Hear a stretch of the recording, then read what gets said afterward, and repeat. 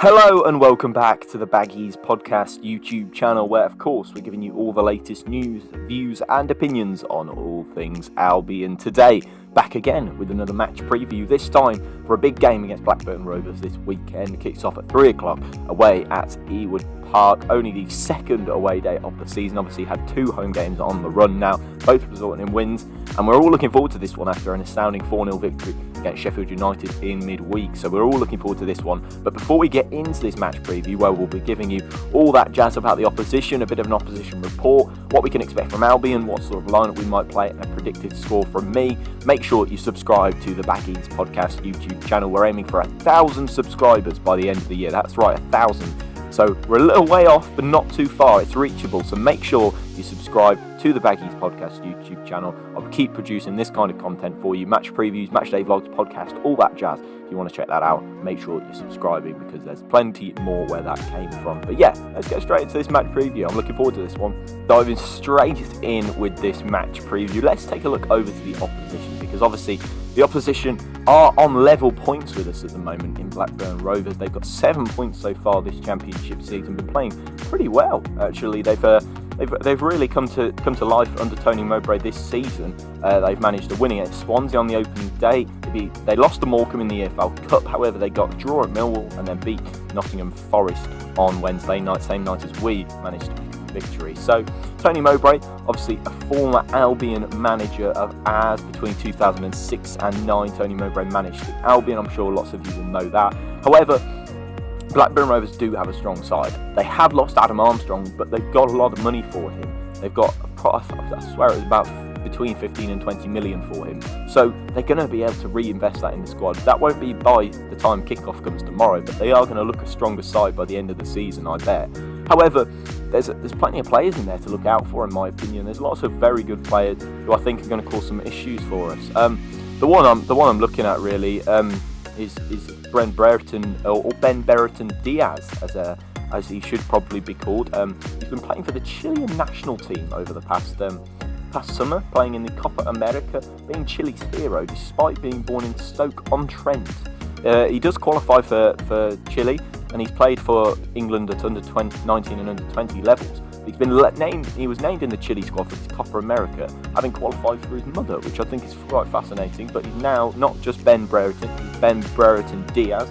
I'm not sure that's what he has on his shirt at Blackburn, but I'm sure Blackburn Rovers fans will be able to tell me that. But yeah, I find that quite astounding that Ben Brereton is playing in the Copa America for Chile despite being born in Stoke-on-Trent. But, you know, fair play to him. Another player that I'm looking out for is a youngster, actually. It's Tyrese Dolan, who's been picking up some regular starts and regular fixtures for them. He's been playing really well, actually, and he's a good young prospect for Blackburn who's looking to break through. Obviously, Bradley Dack is one that we know about and one that we're aware about. Not sure he's played this season, I don't think. He's suffering with injury, apparently, with his ACL, so I'm not he'll be playing, but he is a good player and he is in their ranks, so I guess that we have to take a little mention of him.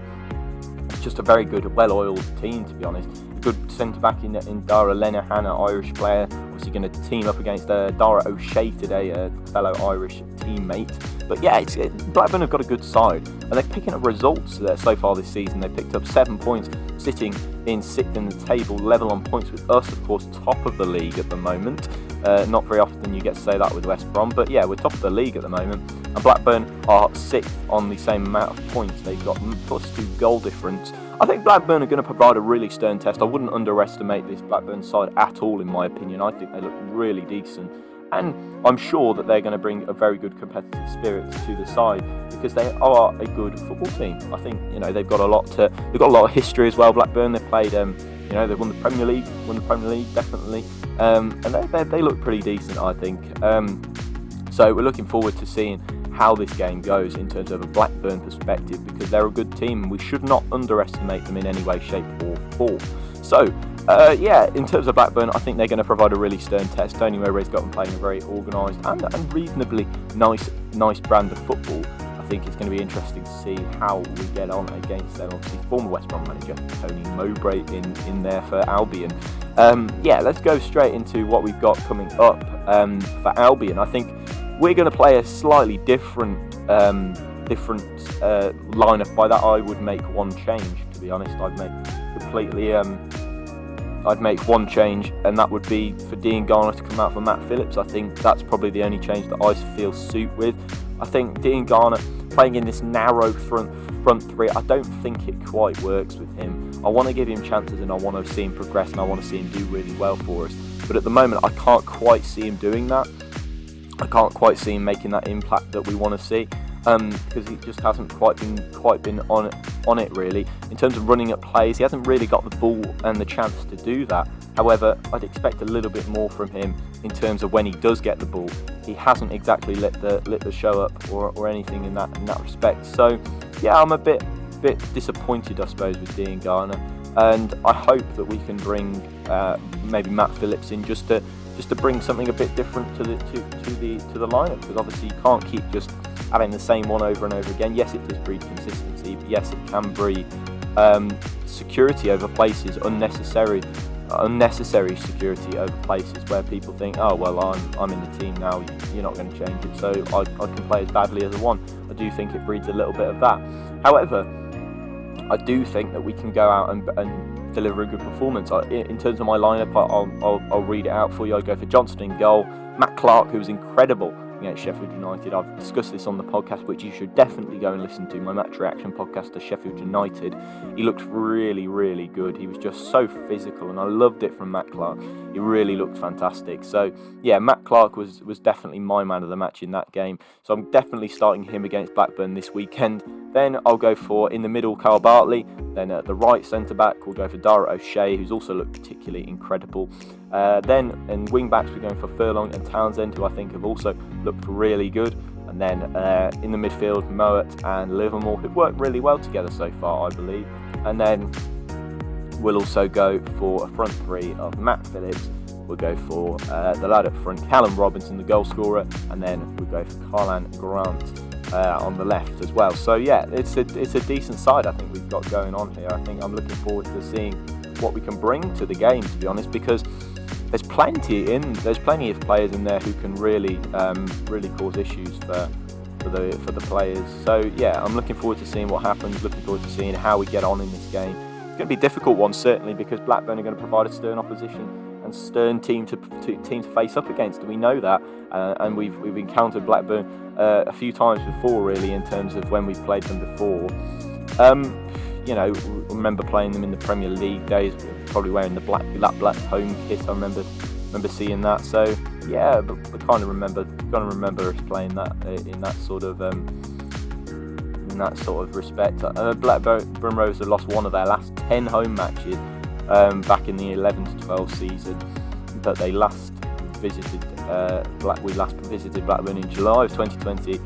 In the same month, we earned promotion to the Premier League, drawing 1-1 under Slaven Village. Not one that I remember particularly, that one, to be honest. No, I don't really remember that one. I think it must have been whilst we were having our nice little lull after lockdown. I think that was probably where I seem to have forgotten most of that, and mainly due to the fact I wasn't enjoying it because we were trying to bottle our promotion. But yeah, so I don't particularly remember too many visits to Blackburn. But yeah, my prediction, if you're going to push me for a prediction, I will say a 2-0 West Brom win. I think we look a lot more solid at the back, and I hope that doesn't come back to bite me. However, I think that we'll play a more solid brand of football, and I do think we can do that, and I do think that we've got the ability to do so.